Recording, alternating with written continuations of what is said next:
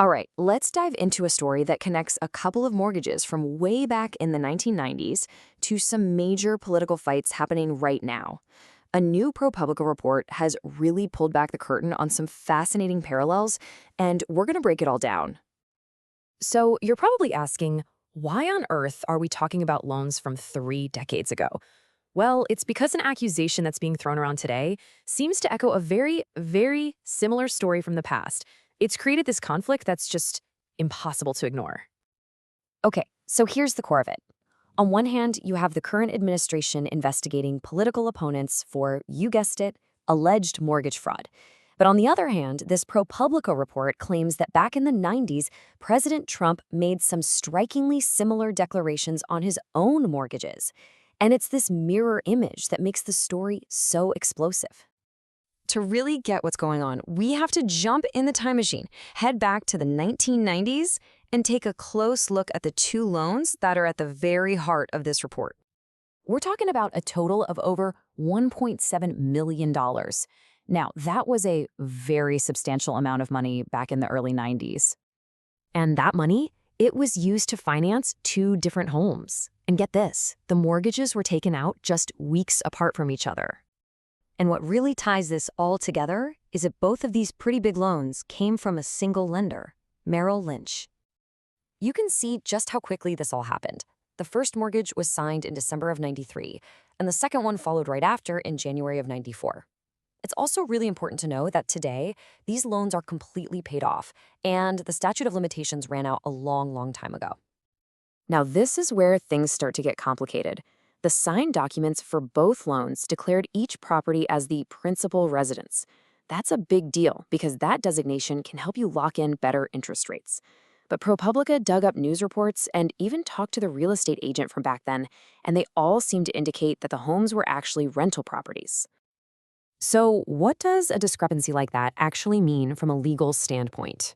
Well, to figure that out, we've got to understand the law a bit, and then we need to see how the White House is responding to all this. First things first, what exactly is a principal residence? You know, it's pretty simple. It's the main place a person lives. But when you're talking mortgages, it gets more specific. Borrowers often have to sign on the dotted line, certifying they'll actually live in the property for at least a year. And according to the legal experts in the report, the critical piece of the puzzle isn't just the paperwork.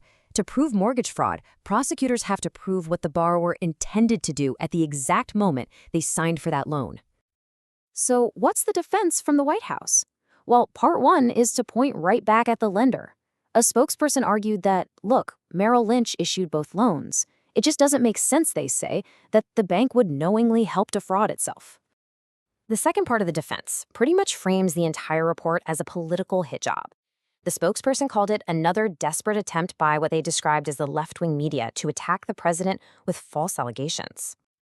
Okay, so now let's bring this all back to the present day. The whole reason this story from the 90s feels so relevant is because it looks a lot like the administration's current investigations into several prominent Democratic officials.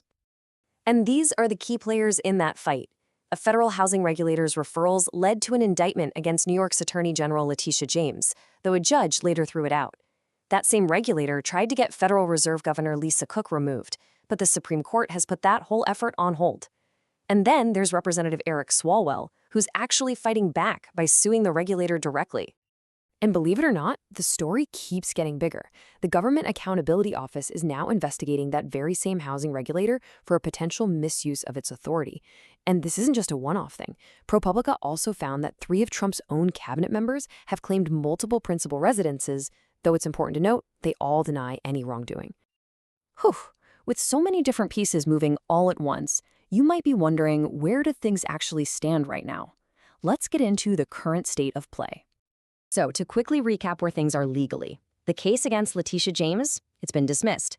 The attempt to remove Lisa Cook, that's on hold, pending with the Supreme Court. And Eric Swalwell's lawsuit, that's filed and actively moving forward.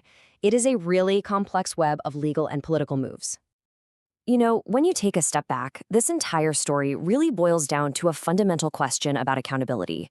When a leader's past actions seem to mirror the very thing they're accusing others of today, how are we, the public, supposed to define what's right?